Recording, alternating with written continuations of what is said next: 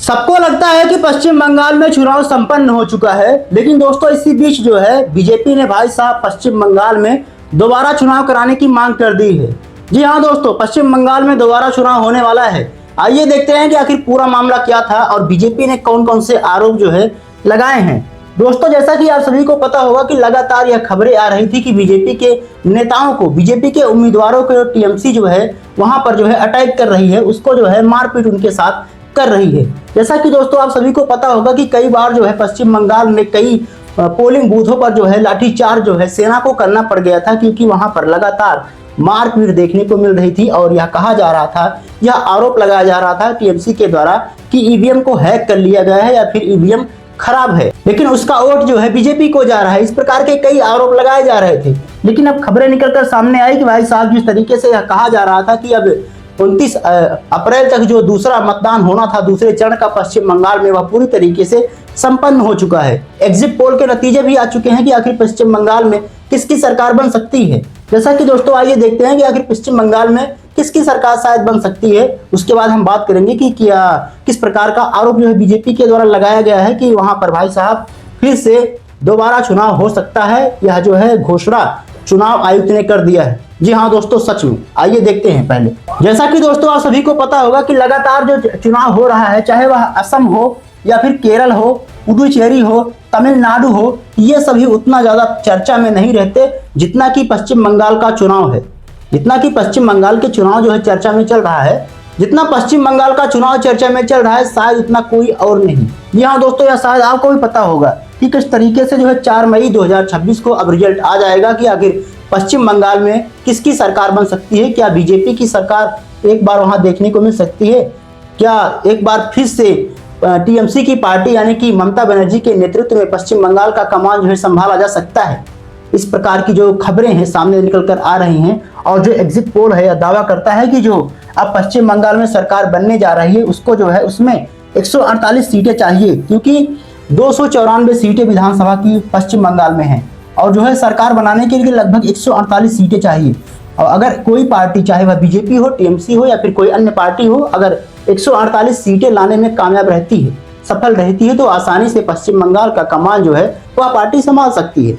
लेकिन दोस्तों जो एग्जिट पोल के नतीजे हम भाई साहब बताते हैं कि लगभग टीएमसी को जो है लगभग 118 से 138 सीटें मिल सकती हैं, तो वहीं बीजेपी की 150 से 175 सीटें मिल सकती हैं, तो वहीं जो अन्य पार्टियां हैं उसको लगभग 2 से 6 सीटें मिल सकती हैं। तो ऐसे में दोस्तों एग्जिट पोल जो होता है वह कोई फिक्स आंकड़ा नहीं होता है, या जो है संभावित आंकड़ा होता है। लेकिन इससे पहले समझना जरूरी हो जाता है कि आखिर एग्जिट पोल होता क्या है। दोस्तों ऐसे मान लीजिए कि जब वोटिंग पूरा समाप्त हो जाती है, सभी चरणों का मतदान जो है हो जाता है, तो जो एजेंसियां होती हैं वह जाती हैं, जनता से सवाल करती हैं, पूछती हैं कि भाई साहब आपने वोट जो है किसको दिया, आपने वोट किसको दिया, आपने वोट किसको दिया। ऐसे ऐसे करके कई जगह, कई गाँव में, कई स्थानों पर जाते हैं और वहाँ पर डाटा जो है कलेक्ट करते हैं, उसी हिसाब से एवरेज निकालते हैं और यह पता करते हैं कि जो है पश्चिम बंगाल हो या फिर कोई अन्य राज्य हो या फिर भारत ही क्यों ना हो, उसमें जो है किसकी सरकार बनने वाली है। तो उसी आधार पर ये सभी आंकड़े हैं। कहने का मतलब ये है कि अभी कोई फिक्स नहीं है, या कोई फिक्स डाटा नहीं है कि पश्चिम बंगाल में इसकी सरकार बन जाएगी। बाकी दोस्तों आपको क्या लगता है कि एग्जिट पोल के नतीजे क्या हमेशा सच होते हैं? मुझे तो नहीं लगता, आज तक जो है एग्जिट पोल के नतीजे सच नहीं हो पाए हैं। बहरहाल आइए देखते हैं कि आखिर बीजेपी के द्वारा क्यों कहा जा रहा है कि पश्चिम बंगाल में भाई साहब जो चुनाव आयोग है वह जो है फिर से मतदान करवाए, फिर से वोटिंग करवाए, वहां पर धांधली हुई है।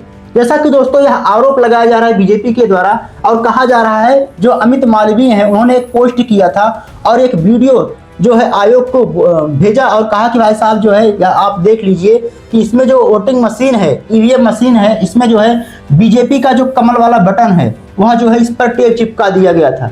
जी हाँ दोस्तों, ऐसी कई खबरें जो है निकलकर सामने आई है और बीजेपी के द्वारा यह आरोप लगाया गया है कि इसमें जो बीजेपी वाली बटन थी, मतलब कमल का बटन था, उस पर जो है टेप लगा दिया गया था और जनता जो है भाई साहब हमें जो है यानी कि बीजेपी को वोट नहीं दे पाई है।